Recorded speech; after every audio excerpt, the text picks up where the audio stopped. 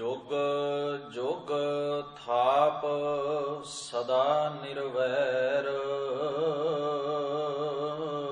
जन्म मरण नहीं तंदा तैर।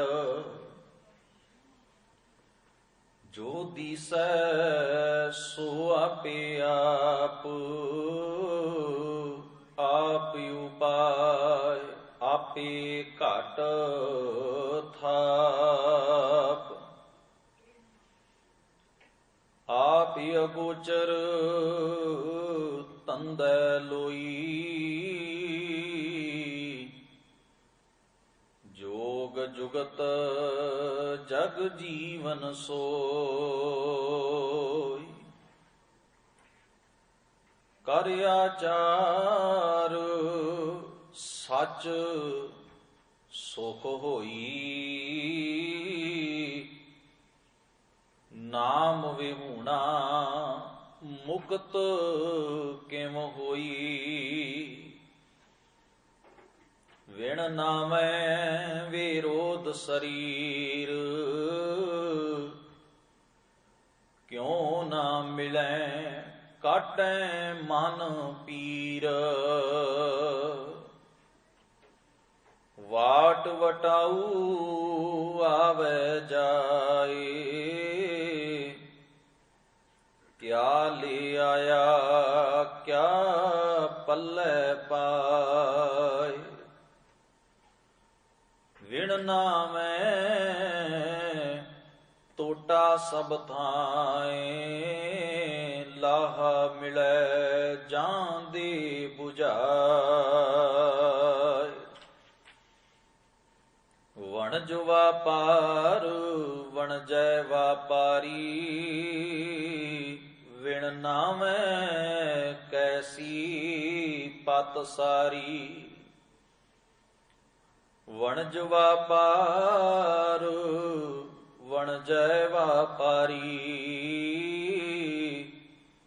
विण नामै कैसी पत सारी।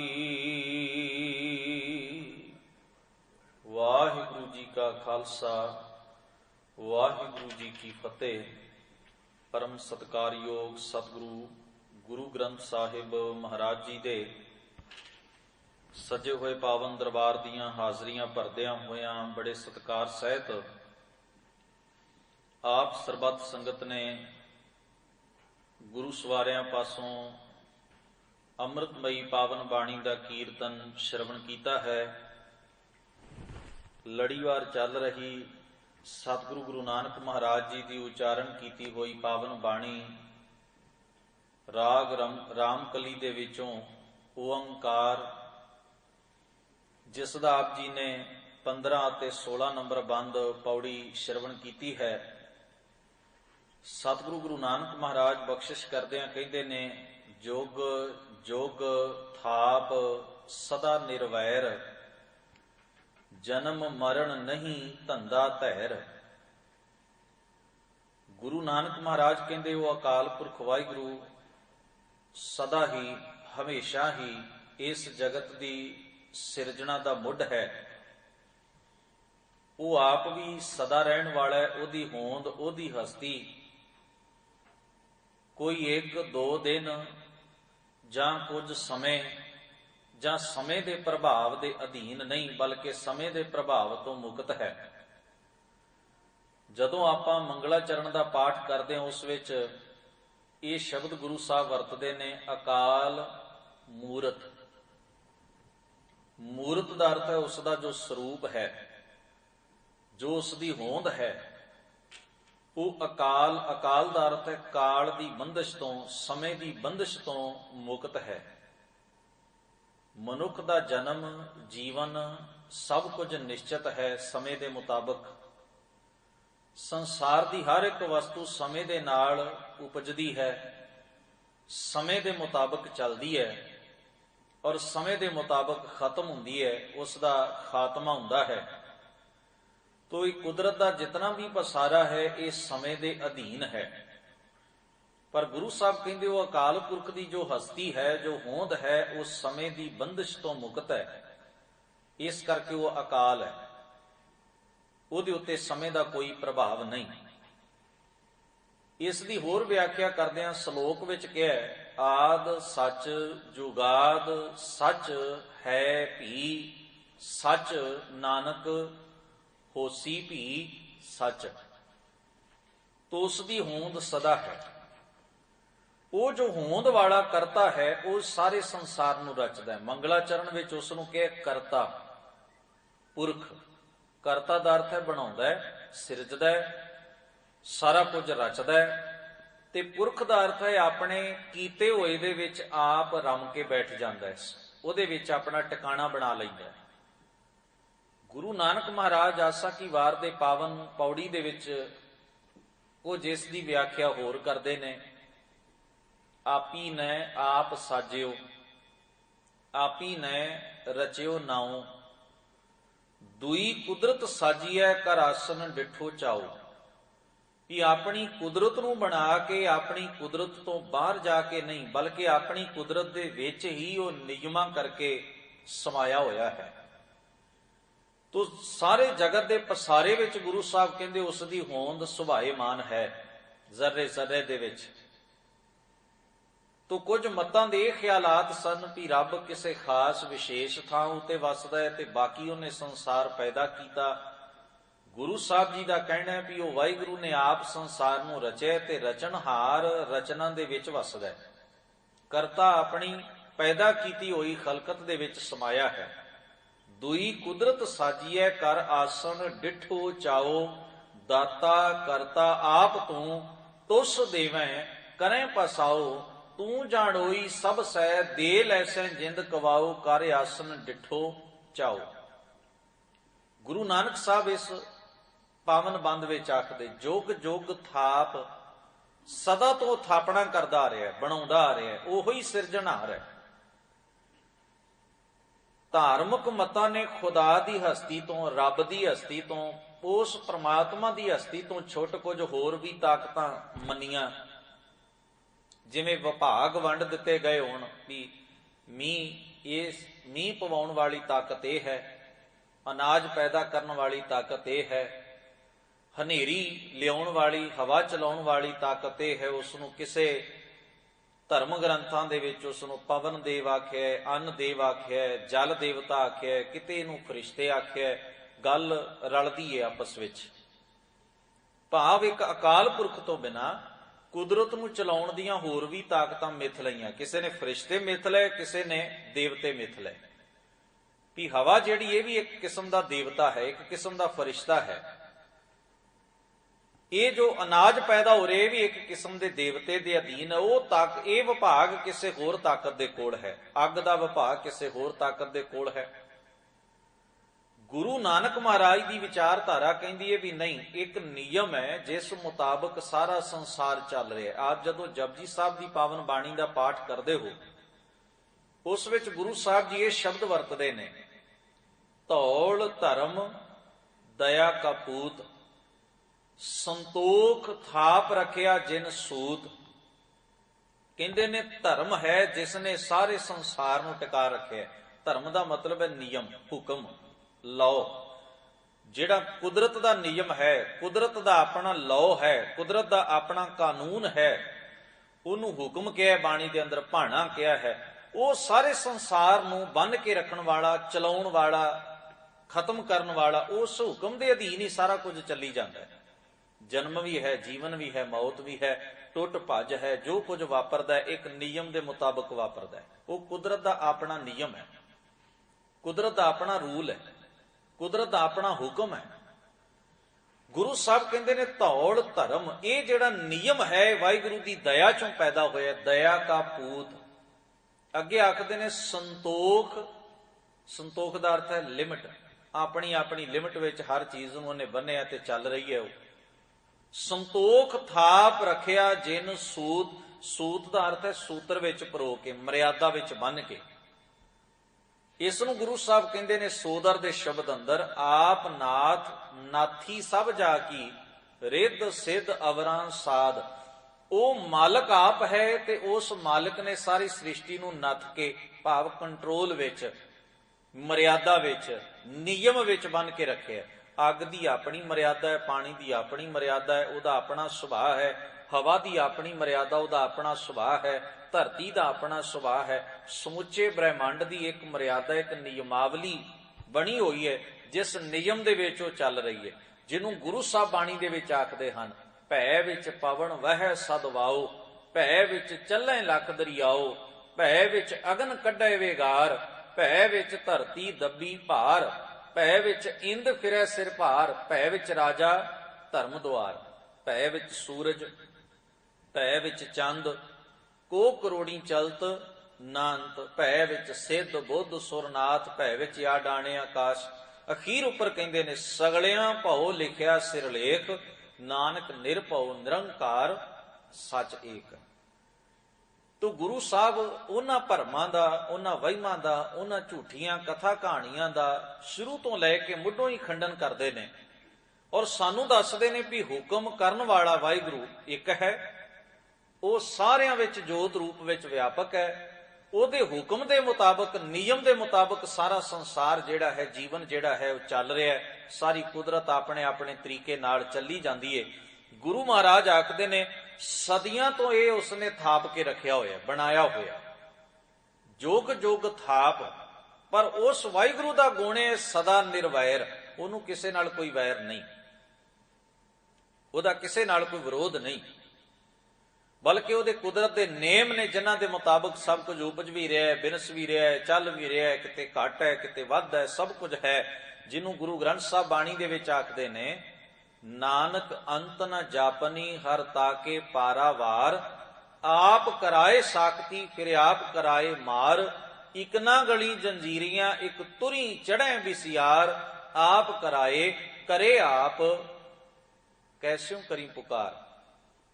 ਗੁਰੂ ਸਾਹਿਬ ਆਖਦੇ ਨੇ, ਜਦੋਂ ਕਰਤਾ ਕਾਰਨ ਸਿਰਜਣ ਵਾਲਾ ਉਹ ਵਾਹਿਗੁਰੂ, ਕਰਨ ਕਾਰਨ ਪ੍ਰਭ ਏਕ ਹੈ, ਦੂਸਰ ਨਾਹੀਂ ਕੋਈ, ਨਾਨਕ ਤਿਸ ਬਲਿਹਾਰਣੈ ਜਲ ਥਲ ਮਹੀਲ ਸੋਏ। ਹੁਜ਼ੂਰ ਆਖਦੇ ਨੇ, ਉਸ ਵਾਹਿਗੁਰੂ ਦੇ ਸੁਭਾਅ 'ਚ ਕੋਈ ਵੈਰ ਨਹੀਂ, ਉਹ ਵੈਰ ਤੋਂ ਮੁਕਤ ਹੈ। ਉਹ ਸਾਡਾ ਆਈਡੀਅਲ ਹੈ, ਉਹੀ ਸਾਡਾ ਮਾਡਲ ਹੈ। ਮਨੁੱਖ ਨੇ ਜਿਹੜਾ ਆਪਣਾ ਜੀਵਨ ਉਚੇਰਾ ਕਰਨਾ ਹੈ, ਉਹ ਉਸ ਵਾਹਿਗੁਰੂ ਦੇ ਗੁਣਾਂ ਵੱਲ ਧਿਆਨ ਕਰਕੇ ਕਰਨਾ ਹੈ ਵੀ ਉਹ ਕਿਸੇ ਨਾਲ ਵੈਰ ਨਹੀਂ ਕਰਦਾ, ਔਰ ਉਹ ਆਪ ਵੈਰ ਤੋਂ ਮੁਕਤ ਹੈ, ਤੇ ਜੀਵ ਨੇ ਉਸ ਨੂੰ ਜਪਣਾ। ਉਹਨੂੰ ਜਪਣ ਦਾ ਅਰਥ ਹੈ ਵੀ ਅਸੀਂ ਵੀ ਆਪਣੇ ਅੰਦਰੋਂ ਵੈਰ ਵਿਰੋਧ ਤਿਆਗ ਦੇਣਾ, ਜਿਹੜਾ ਸਾਡੇ ਦੁੱਖਾਂ ਦਾ ਕਾਰਨ ਹੈ। ਉਸ ਨੂੰ ਮਹਾਰਾਜ ਕਹਿੰਦੇ, ਵਵਾ ਵੈਰ ਨ ਕਰੀਐ ਕਾਹੂ, ਘਟ ਘਟ ਅੰਤਰ ਬ੍ਰਹਮ ਸਮਾਹੂ। ਹਜ਼ੂਰ ਕਹਿੰਦੇ, ਜੇ ਜੀਵ ਇਹ ਮਹਿਸੂਸ ਕਰੇ ਵੀ ਸਭਨਾਂ ਦੇ ਅੰਦਰ ਉਹ ਸੱਚੀ ਜੋਤ ਵਿਆਪਕ ਹੈ, ਫਿਰ ਵੈਰ ਦੀ ਗੰਢ ਅੰਦਰ ਬੰਦਾ ਬੰਨ੍ਹ ਕੇ ਨਹੀਂ ਰੱਖਦਾ, ਈਰਖਾ ਤੇ ਦਵੈਸ਼ ਮਨੋਂ ਮਿਟਾ ਦਿੰਦਾ ਹੈ। ਫਿਰ ਮਨੁੱਖ ਦੇ ਮਨ ਦੇ ਅੰਦਰ ਕਿਸੇ ਜੀਵ ਦੇ ਪ੍ਰਤੀ ਨਫ਼ਰਤ ਦਾ ਭਾਵ ਪੈਦਾ ਨਹੀਂ ਹੁੰਦਾ, ਜਿਹੜਾ ਕਿ ਸਾਡੇ ਦੁੱਖਾਂ ਦਾ ਕਾਰਨ ਹੈ। ਗੁਰੂ ਮਹਾਰਾਜ ਕਹਿੰਦੇ, ਕਿਉਂਕਿ ਨਿਰਵੈਰ ਨੂੰ ਜਪਿਆ ਤੇ ਮਨੁੱਖ ਦੇ ਅੰਦਰੋਂ ਵੀ ਵੈਰ ਭਾਵਨਾ ਜਿਹੜੀ ਏ ਉਹ ਖਤਮ ਹੋ ਗਈ, ਜਿਸ ਨੂੰ ਸ਼ੇਖ ਫਰੀਦ ਸਾਹਿਬ ਜੀ ਨੇ ਕਿਹਾ, ਫਰੀਦਾ ਮਨ ਮੈਦਾਨ ਕਰ ਟੋਏ ਟਿੱਬੇ ਲਾਹ, ਅੱਗੇ ਮੂਲ ਨਾ ਆਵਸੀ ਦੋਜ਼ਕ ਸੰਧੀ ਭਾ। ਫਰੀਦ ਸਾਹਿਬ ਜੀ ਦੇ ਉਪਦੇਸ਼ ਮੁਤਾਬਕ ਨਾ ਉਹ ਬੰਦਾ ਨਰਕ ਦੀ ਅੱਗ 'ਚ ਸੜ ਰਿਹਾ। ਇਸਲਾਮੀ ਖਿਆਲ ਸੀ ਨਾ ਕਿ ਜਿਨ੍ਹਾਂ ਨੇ ਇੱਥੇ ਮਜ਼ਹਬੀ ਜ਼ਿੰਦਗੀ ਨਹੀਂ ਜੀਵੀ, ਚੰਗਾ ਜੀਵਨ ਨਹੀਂ ਜੀਵਿਆ, ਉਹ ਅੱਗੇ ਦੋਜ਼ਕ ਨਰਕਾਂ ਦੀ ਅੱਗ ਵਿੱਚ ਸੜਦੇ ਨੇ। ਸ਼ੇਖ ਫਰੀਦ ਸਾਹਿਬ ਆਖਦੇ, ਉਹ ਬੰਦਾ ਦੋਜ਼ਕ ਦੀ ਅੱਗ 'ਚ ਹੀ ਏ ਜਿਹੜਾ ਦਿਨ ਰਾਤ ਆਪਣੇ ਆਪ ਨੂੰ ਤਪਾਈ ਜਾਂਦਾ ਹੈ ਈਰਖਾ ਵਿੱਚ, ਜਿਹੜਾ ਦਿਨ ਰਾਤ ਵੈਰ ਵਿੱਚ ਸੜੀ ਜਾਂਦਾ ਹੈ, ਜਿਹੜਾ ਭੇਦ ਭਾਵ ਦੀ ਜਲਨ ਜਿਹਦੇ ਅੰਦਰ ਅੱਗ ਲੱਗੀ ਹੋਈ ਉਹ ਦਿਨ ਰਾਤ ਸੜ ਹੀ ਰਿਹਾ। ਇਹ ਦੋਜ਼ਕ ਦੀ ਅੱਗ ਹੀ ਹੈ। ਇਹੋ ਹੀ ਅਸਲ ਨਰਕ ਹੈ ਜਿਹੜਾ ਬੰਦਾ ਭੋਗੀ ਜਾਂਦਾ ਹੈ। ਇਸ ਨਰਕ ਤੋਂ ਕੋਈ ਵੀ ਛੁਟਕਾਰਾ ਨਹੀਂ ਦਿਵਾ ਸਕਦਾ ਸਿਵਾਏ ਅਕਾਲ ਪੁਰਖ ਦੇ ਗੁਣ ਆਪਣੇ ਜੀਵਨ ਵਿੱਚ ਲਿਆਉਣ ਤੋਂ। ਕਹਿੰਦੇ ਨੇ, ਤੇਰੇ ਅੱਗੇ ਦੋਜ਼ਕ ਦੀ ਅੱਗ ਹੈ, ਜੇ ਤੂੰ ਆਪਣੇ ਅੰਦਰੋਂ ਮਨ ਮੈਦਾਨ ਕਰਕੇ ਟੋਏ ਟਿੱਬੇ ਭਾਵ ਵੈਰ ਵਿਰੋਧ ਊਚ ਨੀਚ ਭੇਦ ਭਾਵ ਇਹ ਖਿਆਲ ਕੱਢ ਦੇਵੇਂ ਆਪਣੇ ਅੰਦਰੋਂ, ਤੇ ਅੱਗੇ ਜਿਹੜਾ ਤੂੰ ਸਾੜ ਭੋਗਣਾ, ਜਿਹੜਾ ਦੁੱਖ ਉਠਾਉਣਾ, ਉਹਦੇ ਤੋਂ ਤੂੰ ਮੁਕਤ ਹੋ ਜਾਏਗਾ। ਸਮਝੀ ਤੂੰ ਇੱਕ ਨਰਕ ਨੂੰ ਤਿਆਗ ਦਿੱਤਾ, ਸਮਝੀ ਤੂੰ ਇੱਕ ਸਜ਼ਾ ਤੋਂ ਬਚ ਗਿਆ। ਹੁਣ ਗੁਰੂ ਮਹਾਰਾਜ ਆਖਦੇ ਨੇ, ਇਵੇਂ ਨਿਰਵੈਰ ਅਕਾਲ ਪੁਰਖ ਨੂੰ ਜਪ ਕੇ ਆਪਣੇ ਜੀਵਨ ਦੇ ਅੰਦਰੋਂ ਵੈਰ ਵਿਰੋਧ ਜਿਹੜਾ ਹੈ ਉਹ ਖਤਮ ਕਰ ਲੈਣਾ ਜੀਵ ਨੇ। ਇਹ ਉਸ ਦੇ ਸੁੱਖ ਦਾ ਸਭ ਤੋਂ ਵੱਡਾ ਸਾਧਨ, ਵੀ ਮਨੁੱਖ ਦਾ ਮਨ ਸੁਖੀ ਹੋ ਗਿਆ, ਮਨੁੱਖ ਦੇ ਮਨ ਨੂੰ ਸਕੂਨ ਮਿਲ ਗਿਆ, ਨਾ ਈਰਖਾ ਹੈ, ਨਾ ਚਿੰਤਾ ਹੈ, ਨਾ ਨਫ਼ਰਤ ਹੈ, ਨਾ ਵਿਰੋਧ ਹੈ, ਤਾਂ ਮਨ ਆਪਣੇ ਆਪ ਹੀ ਸ਼ਾਂਤ ਹੈ। ਗੁਰੂ ਸਾਹਿਬ ਜੀ ਆਖਦੇ ਨੇ ਉਹ ਵਾਹਿਗੁਰੂ ਹੈ ਨਿਰਵੈਰ, ਕਿਸੇ ਨਾਲ ਧੱਕਾ ਨਹੀਂ, ਕਿਸੇ ਨਾਲ ਵੈਰ ਨਹੀਂ। ਉਹਦੇ ਸੁਭਾਅ 'ਚ ਕੀ ਖੂਬੀ ਏ? ਮਹਾਰਾਜ ਆਖਦੇ ਨੇ ਕੌੜਾ ਬੋਲ ਨਾ ਜਾਣੈ, ਪੂਰਨ ਭਗਵਾਨੈ, ਔਗਣ ਕੋ ਨਾ ਚਿਤਾਰੈ। ਉਹ ਕੁੜੱਤਣ ਵਾਲੇ ਬੋਲ ਨਹੀਂ ਜਾਣਦਾ। ਹੁਣ ਇਹ ਗੱਲ ਸਾਨੂੰ ਰੱਬ ਦੀ ਕਿਉਂ ਸਮਝਾਈ ਜਾ ਰਹੀ ਹੈ? ਕਿਉਂਕਿ ਰੱਬ ਨੂੰ ਮੰਨਣ ਵਾਲੇ ਮਨੁੱਖ ਦੇ ਜੀਵਨ ਵਿੱਚ ਵੀ ਇਹ ਗੁਣ ਹੋਵੇ, ਇਹ ਖੂਬੀ। ਤਾਈਓ ਤਾਂ ਕਿਹਾ ਜਿਨ ਹਰ ਜਪਿਆ ਸੇ ਹਰ ਹੋਏ, ਵੀ ਜਿਹੜਾ ਹਰੀ ਨੂੰ ਜਪਦਾ ਹੈ ਭਾਵ ਉਹਦੇ ਅੰਦਰ ਰੱਬ ਦਾ ਗੁਣ ਇਹ ਵਸ ਗਿਆ। ਜਿਨ ਹਰ ਜਪਿਆ ਸੇ ਹਰ ਹੋਏ, ਉਹ ਹਰੀ ਵਾਹਿਗੁਰੂ ਵਰਗੇ ਹੀ ਬਣ ਗਏ। ਉਹਦੇ ਵਰਗੇ ਬਣਨ ਦਾ ਅਰਥ ਹੈ ਵੀ ਰੱਬ ਦੇ ਗੁਣਾਂ ਨੂੰ ਜਪ ਕੇ ਦ੍ਰਿੜ ਕਰਕੇ ਆਪਣੇ ਮਨ ਵਿੱਚ ਵਸਾ ਕੇ ਇਨਸਾਨ ਨੇ ਕੋਸ਼ਿਸ਼ ਕਰਨੀ ਹੈ ਵੀ ਉਸ ਤਰ੍ਹਾਂ ਦਾ ਜੀਵਨ ਜਿਹੜਾ ਉਹ ਗੁਣ ਜਿਹੜੇ ਨੇ ਰੱਬ ਵਾਲੇ ਉਹ ਉਸ ਦੇ ਸੁਭਾਅ ਦੇ ਵਿੱਚ ਵੀ ਆ ਕੇ ਵਸ ਸਕਣ। ਤਾਈਓ ਮਹਾਰਾਜ ਕਹਿੰਦੇ ਜਿਨ੍ਹਾਂ ਨਾ ਵਿਸਰੈ ਨਾਮ ਸੇ ਕਿਨੇਹਿਆ, ਭੇਦ ਨਾ ਜਾਣੋ ਮੂਲ ਸਾਈਂ ਜਿਹਿਆ। ਉਹ ਤਾਂ ਰੱਬ ਵਰਗੇ ਹਨ। ਹੁਣ ਕੋਈ ਸਾਡੇ ਨਾਲ ਸੰਸਾਰ ਵਿੱਚ ਜਦੋਂ ਨੇਕੀ ਕਰਦਾ ਹੈ, ਭਲਾ ਕਰਦਾ ਹੈ, ਸਾਡਾ ਮਨ ਕਿੰਨਾ ਹੈਰਾਨੀ, ਪਿਆਰ ਔਰ ਸ਼ੁਕਰਾਨੇ ਨਾਲ ਭਰਦਾ ਹੈ। ਅਸੀਂ ਇੱਕ ਆਮ ਹੀ ਬੋਲ ਕਹਿੰਦੇ ਆ ਵੀ ਐਸ ਮੁਸ਼ਕਲ ਦੀ ਘੜੀ 'ਚ ਕੋਈ ਕਿਨਾਰਾ ਨਹੀਂ ਸੀ, ਕੋਈ ਸਹਾਰਾ ਨਹੀਂ ਸੀ ਜਿਹੜਾ ਮੇਰੀ ਮਦਦ ਕਰਦਾ, ਇਮਦਾਦ ਕਰਦਾ। ਇੱਕ ਤੂੰ ਮੇਰੇ ਵਾਸਤੇ ਰੱਬ ਬਣ ਕੇ ਬੌੜਿਓ।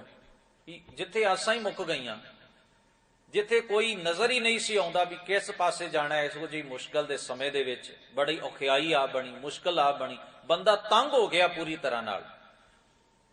ਉੱਥੇ ਕਿਸੇ ਨੇ ਆ ਕੇ ਸਾਡੀ ਬਾਂਹ ਫੜੀ, ਸਾਡਾ ਦੁੱਖ ਵੰਡਾਇਆ, ਸਾਡੀ ਸਹਾਇਤਾ ਕੀਤੀ।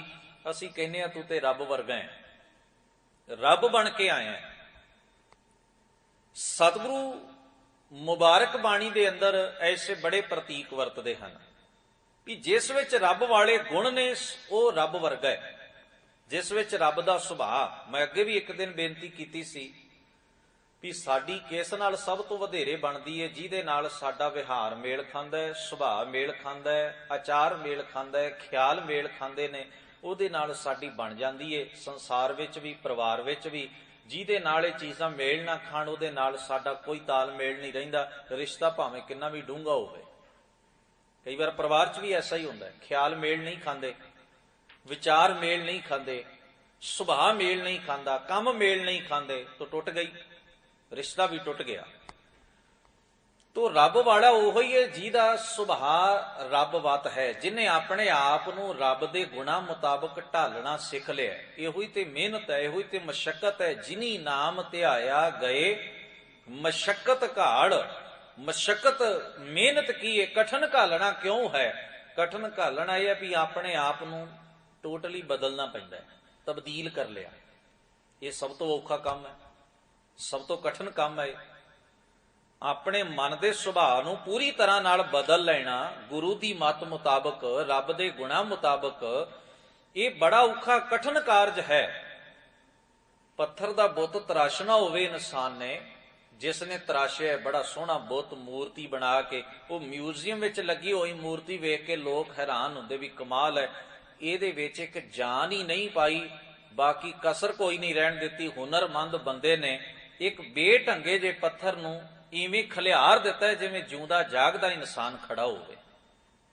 ਲੋਕ ਦੂਰੋਂ ਦੂਰੋਂ ਵੇਖਣ ਆਉਂਦੇ ਨੇ, ਆਸ਼-ਆਸ਼ ਕਰ ਉੱਠਦੇ ਨੇ, ਹੈਰਾਨ ਹੁੰਦੇ ਨੇ ਵੀ ਇਸ ਪੱਥਰ ਦੇ ਵਿੱਚ ਇੱਕ ਜਾਨ ਹੀ ਨਹੀਂ, ਇੱਕ ਸਾਹ ਹੀ ਨਹੀਂ, ਬਾਕੀ ਘਾੜਤ ਕਰਨ ਵਾਲੇ ਨੇ ਕਸਰ ਕੋਈ ਨਹੀਂ ਰਹਿਣ ਦਿੱਤੀ। ਤਾਂ ਲੋਕ ਹੈਰਾਨ ਹੁੰਦੇ, ਦਾਦ ਦਿੰਦੇ ਨੇ ਉਸ ਬੰਦੇ ਦੀ ਕਲਾ ਦੀ, ਪ੍ਰਸ਼ੰਸਾ ਕਰਦੇ ਨੇ, ਸ਼ਾਬਾਸ਼ ਦਿੰਦੇ ਨੇ। ਪਰ ਗੌਰ ਕਰਿਓ, ਜਿਸ ਜੀਵਨ ਨੂੰ ਗੁਰੂ ਆਪਣੀ ਸਤ ਸੰਗਤ ਦੀ ਟਕਸਾਲ ਵਿੱਚ ਘੜ ਦਿੰਦਾ ਹੈ ਸ਼ਬਦ ਨਾਲ, ਉਸ ਵੱਲ ਵੇਖ ਕੇ ਵੀ ਲੋਕ ਆਸ਼-ਆਸ਼ ਕਰ ਉੱਠਦੇ ਨੇ। ਭਾਈ ਲਹਿਣੇ ਦੇ ਉਚੇਰੇ ਜੀਵਨ ਨੂੰ ਵੇਖ ਕੇ ਕਿਤਨਿਆਂ ਦੇ ਹਿਰਦੇ ਜਾਗ ਉੱਠੇ ਨੀਂਦ ਵਿੱਚੋਂ। ਕੈਸੇ ਕੈਸੇ ਗੁਰਸਿੱਖਾਂ ਦੇ ਜੀਵਨ ਨੇ ਇਤਿਹਾਸ ਦੇ ਅੰਦਰ, ਜਿਨ੍ਹਾਂ ਦੇ ਜੀਵਨ ਤੋਂ ਲੋਕ ਪ੍ਰਭਾਵਿਤ ਹੋਏ ਤੇ ਗੁਰੂ ਨਾਨਕ ਮਹਾਰਾਜ ਦੇ ਘਰ ਵੱਲ ਤੁਰ ਪਏ। ਕਾਰਨ ਕੀ ਸੀ? ਲੋਕਾਂ ਨੇ ਆਖਿਆ ਜੇ ਇਹ ਐਡਾ ਕਮਾਲ ਹੈ, ਇਹਦਾ ਗੁਰੂ ਕਿੱਡਾ ਕਮਾਲ ਹੋਏਗਾ, ਉਹ ਕਿੱਡਾ ਹੁਨਰਮੰਦ ਹੋਏਗਾ। ਲੋਭ ਭਰੀ ਦੁਨੀਆ ਦੇ ਅੰਦਰ ਐਸਾ ਤਿਆਗੀ ਬੰਦਾ, ਸਵਾਰਥ ਨਾਲ ਬੱਝੇ ਹੋਏ ਸੰਸਾਰ ਦੇ ਅੰਦਰ ਇਹੋ ਜਿਹਾ ਹਲੇਮੀ ਵਾਲਾ ਬੰਦਾ, ਨਫ਼ਰਤ ਤੇ ਕ੍ਰੋਧ ਦੀ ਲਟ ਬਲਦੀਆਂ ਹੋਈਆਂ ਅੱਗਾਂ ਦੇ ਵਿੱਚੋਂ ਇਹ ਸ਼ਾਂਤ ਚਿੱਤ ਰਹਿਣ ਵਾਲਾ, ਕਮਾਲ ਹੈ। ਇਹ ਗੱਲ ਕਿਤੇ ਕਿਤੇ ਵਿਖਾਈ ਦਿੰਦੀ ਹੈ ਵੀ ਜੇ ਇਹ ਇਹੋ ਜਿਹਾ, ਉਹ ਸਾਖੀ ਤੁਸਾਂ ਸੁਣੀ ਹੈ ਨਾ, ਸਾਹਿਬ ਧੰਨ ਸਤਿਗੁਰੂ ਗੁਰੂ ਹਰਗੋਬਿੰਦ ਸਾਹਿਬ ਮਹਾਰਾਜ ਦਾ ਸਿੱਖ ਹੈ, ਭਾਈ ਤਿਲਕਾ ਗੜ੍ਹ ਸ਼ੰਕਰ ਦੇ ਇਲਾਕੇ ਦਾ ਰਹਿਣ ਵਾਲਾ, ਗੁਰੂ ਅਰਜਨ ਸਾਹਿਬ ਦੇ ਸਮੇਂ ਦਾ, ਔਰ ਇੱਕ ਜੋਗੀ ਉਸੇ ਹੀ ਨਗਰ ਦਾ ਰਹਿਣ ਵਾਲਾ। ਪੁਰਾਣੇ ਸਮਿਆਂ ਵਿੱਚ ਪੰਜਾਬ ਦੀ ਧਰਤੀ ਤੇ ਜੋਗੀਆਂ ਦਾ ਬਹੁਤ ਜ਼ਿਆਦਾ ਬੋਲਬਾਲਾ ਸੀ, ਅੱਜ ਵੀ ਹੈ। ਔਰ ਉਹਨਾਂ ਜੋਗੀਆਂ ਦੇ ਡੇਰਿਆਂ ਤੇ ਲੋਕ ਵੱਧ ਚੜ ਕੇ ਹਾਜ਼ਰੀ ਭਰਦੇ, ਤਪੇ ਜੋਗੀ ਇਹਨਾਂ ਦੇ ਪਿੰਡੋਂ ਬਾਹਰ ਇਲਾਕਿਆਂ ਦੇ ਵਿੱਚ ਡੇਰੇ ਮੱਠ ਬਣਾਏ ਹੁੰਦੇ ਸਨ। ਬੜਾ ਵਹਿਮ ਤੇ ਭਰਮ ਜਿਹੜਾ ਸਮਾਜ ਦੇ ਵਿੱਚ ਫੈਲਾ ਰੱਖਿਆ।